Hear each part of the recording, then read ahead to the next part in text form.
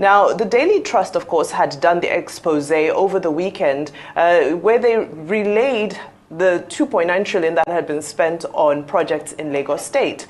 The presidency has responded and given an outline of what they're saying the equitable share of projects. However, this explanation removed Lagos State. It looked at the rest of the country, but still negated Lagos State, whereas the question was, why is Lagos State lopsided in comparison to other regions? So why are we not hitting the nail on the head here? Let me tell you why Lagos State is different. Lagos State is a no man's land. In the last election, the president who comes from the southwest did not win Lagos. That tells you the cosmopolitan nature of Lagos State. Secondly, the richest man in Africa is a northerner. His business is not in Kano, it's in Lagos. Almost every rich man that you know in Nigeria has business undertaking in Lagos. And the Nigerian people are represented in Lagos. You go to Lagos, if not because probably majority of the people are Yoruba speaking, you will wonder whether Lagos indeed is from the southwest. London has but more... does this negate...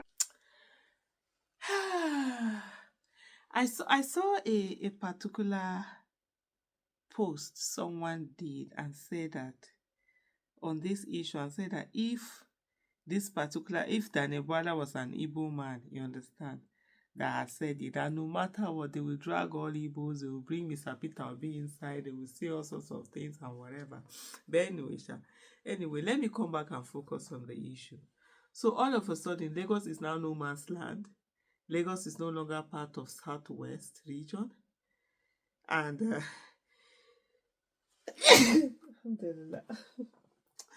apologies, I actually have a cold. I've not been feeling fine in a while. Just to get on, but then life continues. It is what it is. And so, all of a sudden, Lagos is now no man's land. Lagos is whatever, however. The way, when it comes to politics, and the way these people behave, and the things that people can defend and say and do and whatever, it's unbelievable. It's unbelievable.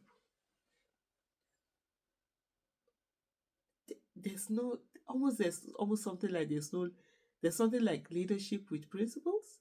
The kind of leadership we see in Nigeria is a leadership without principles. And this is how much it really has been affecting, affecting all of us. Oh Lord have mercy. I'm just looking at this thing. Let me just go and read the comments under this one and see what is it. Okay, the other person say, if this comment was made by an Igbo man, even though he was speaking for Tinubu, the entire nation would be shaking by now. Peter Obi's name will be trendy for no reason. Calls for his resignation from APC Ronu communities. It shall be well with Tinubu and his tribal supporters. And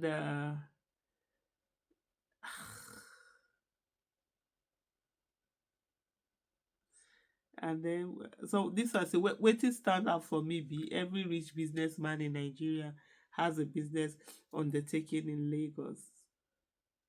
But that's not the point. That's not the issue. The issue is that why is this one state where Tinubu was former governor of, the one that is receiving so much bulk? Is that what we should expect now, that whenever anybody comes into office and then they will now decide to pack, to just ensure that their state is getting all the monies that are supposed to be gotten from there? Or what kind of this thing are we setting? What kind of precedent is being set? There's something that Tinubu does that will surprise me. I don't think so. So he has repeatedly made it clear and is ready to do it. For me, my main issue is really with citizens. Are citizens going to allow this to continue to happen? Or are they going to do something about it? Are they going to stand? Are they going to make it an issue for them that is important enough for them to give their attention to, beyond praying for God to solve it, because God will not do for us what He has given us the capacity for us to do for ourselves. And I think one of the biggest, I don't know whether I should call it problem, or one of the biggest, I don't even know what to call it, that we have is actually the way religion is being used to keep people from actually taking responsibility and taking their destinies into their hands. And so people are just passive, thinking that they will just sit down and things will just happen in their favor.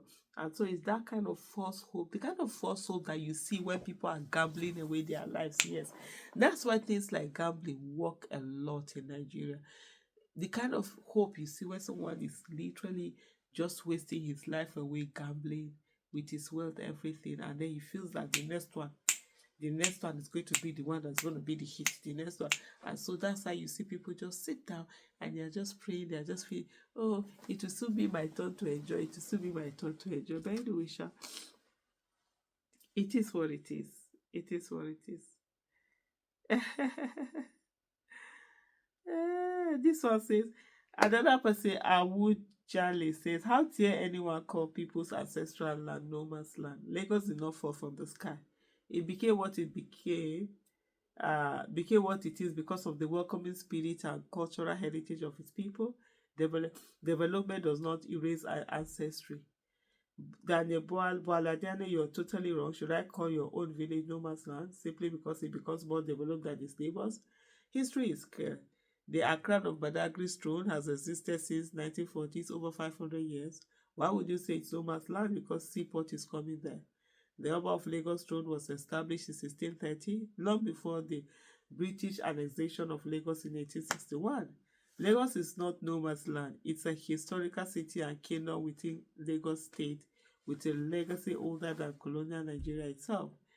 And he went on to say, even in Europe and America, nobody dares to insult history this way. The French still honor Bastille and their monarchist memory, even though the monarchy was overthrown. Americans never called Boston or Philadelphia no man's land just because they grew into major cities. They proudly protect their historical roots. So why should Lagosians be told their ancestral land is nothing? Development without history is empty. Lagos is ancestral land, cultural heritage, and historical kingdom. Respect is seek knowledge before making careless. Anyway, at the end of the day, Lagos has more, the infrastructural projects that the capital projects that have been taken to Lagos are more than the ones taken to southeast, northeast region, and they are unapologetic about it. I say make I tell you that. Thank you for watching. Bye.